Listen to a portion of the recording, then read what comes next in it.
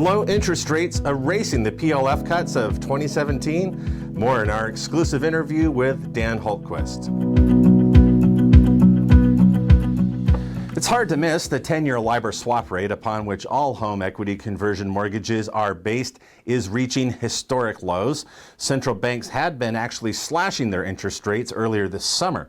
And it's a reversal from a previous series of interest rate hikes in the last year as banks then sought to tighten their monetary supply. Investors are not only monitoring the interest rate environment, but also last Wednesday's 800-point drop in the Dow Jones Industrial Average. While most are watching the market, reverse mortgage professionals are watching the interest rate environment. And to discuss that and more, we're happy to have with us as our guest, Dan Hultquist. Dan, what is the 10-year LIBOR swap rate and why is it so important for the HECM borrower and originator? Sure, absolutely. The swap markets, it's a market where financial institutions will literally swap or exchange interest rates. So basically, some will swap short-term interest rates for a fixed rate security so that they're more balanced. The reason we use the 10-year swap is because it's the best measure that we can come up with for what we think interest rates will average over about the next 10 years. How are borrowers today being impacted by this index or even new applicants? HUD doesn't want to use short-term rates when calculating somebody's principal limit. They don't care what rates are right now or last week. They want to know what the futures markets think interest rates will average over a 10-year span of time. They do that because, if interest rates are high right now, but they're expected to be low, well, why would we give them less money? If interest rates are super low right now, but they're expected to be high, why would we give them more money? We know that people are going to hold this loan for a period of time, 7, 8, 9, 10 years or more. So we want to base how much we can give them off of future rates. Are we seeing a real impact on the PLF factor cuts with the new LIBOR index? Are they erasing some or even part of the reductions we had in the PLF factors? Yeah, it has. If you think about it, we were prior to the October 2nd, 2017 changes, our floor rate was 5%. Technically 5.06 because of rounding, we could round down, but the floor rate was 5%. They dropped the floor from 5 down to 3, and they actually kept most of the principal limit factors in place. So we just went from 5 down to 3. So we need to get down to a 3% expected rate to get the same kind of money we were offering clients at 5% back in early 2017. Well, can we do that now? If we're at 1 5/8 swap, that means we can offer 1 3/8 lender margin and get to that 3% expected rate. Now, it may not be as attractive from a pricing standpoint. That's fine, but can we offer borrowers the same principal limit we offered them prior to the 2017 changes?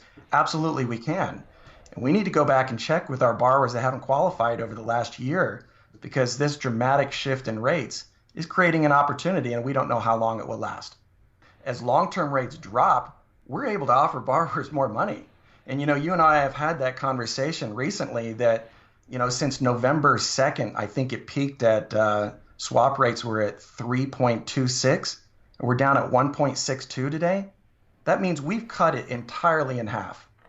The swap rates have dropped entirely in half. Well, that's a major deal. When long-term rates drop that dramatically, we can offer borrowers more money to the tune of the average borrower is getting $30,000 more today than they did over the holidays. Until about 2009, reverse mortgage proceeds were based on the 1-year constant maturity treasury rate. Is there a relationship between that index and the LIBOR? Sure. They're not perfectly correlated, but they're pretty close. There's a couple differences. Some people will say the LIBOR is a laggard index. It happens kind of in reaction to other things. The CMT would be more directly correlated with what's happening in the U.S. economy, but they're pretty close. Now, we follow both of them.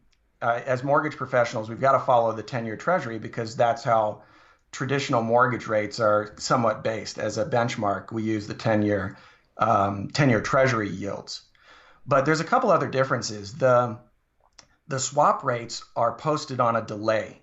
So it's usually one full business day. So on Friday, we don't know what the Friday swap is. Now, it was pulled in the morning, our time, Eastern time, or your time, Pacific time, is very early because it's pulled over in London, but we don't see that show up until Monday at about 11:15 Eastern time. So if we want to know what the trends are, what's actually going on in the bond market, we can't really look to the swap market because we don't know what the rates are for another day or so. We've seen where they just don't publish a rate.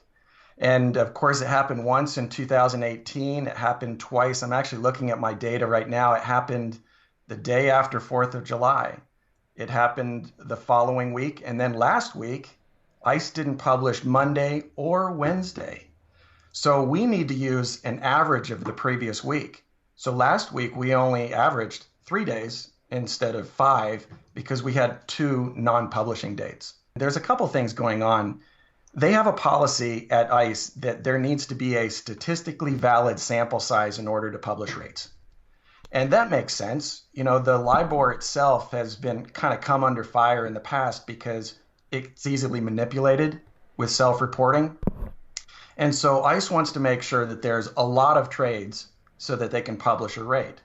If there's a shortened liquidity, there's not a lot of action in the swap market, well, they're not going to publish a rate. Now, that's one issue. The other issue is, well, the world's kind of moving away from the LIBOR index. So you're going to have less and less financial institutions that are actually hedging using the swap market. They'll be moving to other markets. So you might find as time goes by, we're going to see less and less liquidity in the swap market, and you'll have days where they're just not going to publish. Any closing thoughts? No, I think that's about it. I think those are good questions. I think we do need to monitor the rates from time to time, and our account executives do a pretty good job kind of keeping our partners informed about things that are happening in the market. But if you have borrowers that didn't qualify maybe a year ago, there's a couple things working in your favor. Not just rates are lower, but also their property values are probably a little bit higher. They're a year older, which means generally they're going to qualify for a little bit more money, and they've paid down their loan balance a little bit.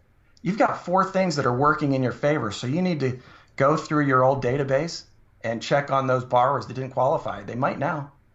Thank you, Dan. And that concludes our exclusive interview with Dan Hultquist. Let us know your thoughts in the comment section below.